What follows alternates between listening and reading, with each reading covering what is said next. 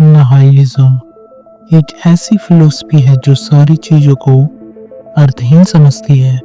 जो नाइलिज्म को मानते हैं उसे नाइलिस्ट कहते हैं।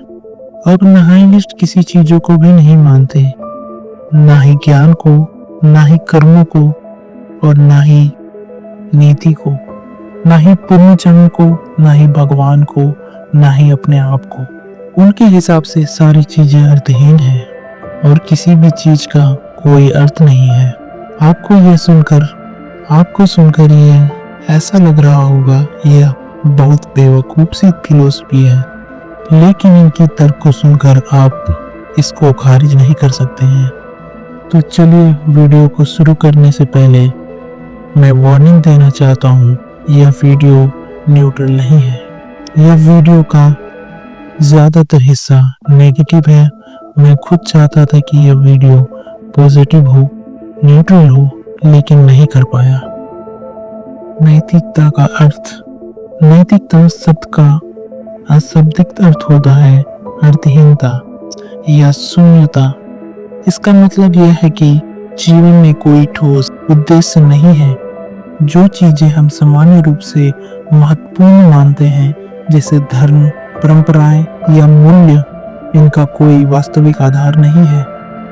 उदाहरण के तौर पर सोचिए, अगर आप किसी सड़क पर चल रहे हैं और आपको यह बताया जाता है कि इस रास्ते का कोई खास उद्देश्य नहीं है, तो आपको यह तय करना होगा कि आप इसे किस तरह से तय करना चाहते हैं। इससे हमें यह समझ आता है कि जीवन में कोई निश्चित दिशा या उद्देश्य नहीं है। हम इसे अपने तरीके से जी सकते हैं। दूसरा पार्ट, नैतिकता का प्रमुख विचारक। नैतिकता को सबसे अच्छे तरीके से फ्रेडरिक नीत्शे ने समझाया।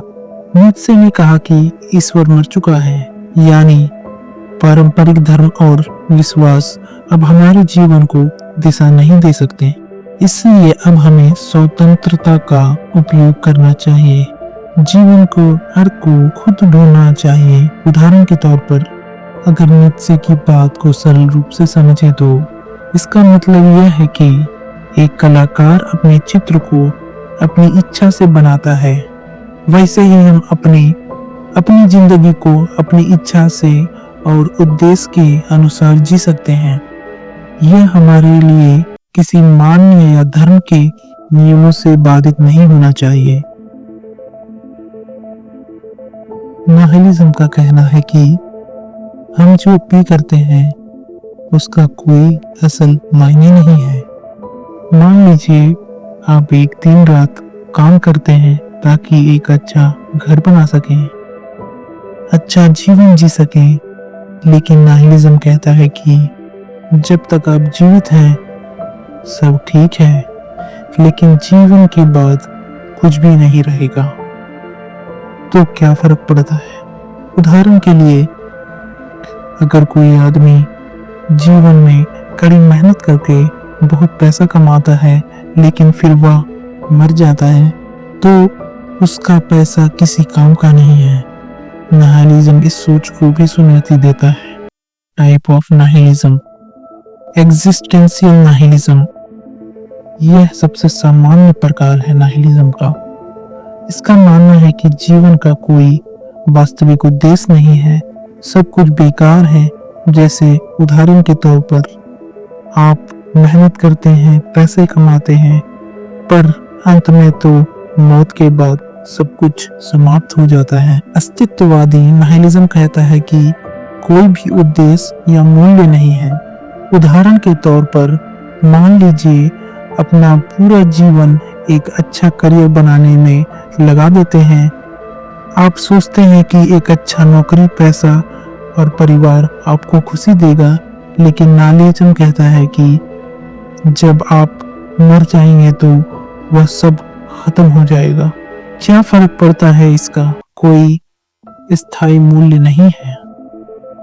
मोरल नाइलिज्म यानी नैतिक नाइलिज्म यह मानता है कि कोई नैतिक मूल्य नहीं है, यानी जो हम सही और गलत मानते हैं वो सिर्फ हमारे समाज की रचनाएं हैं।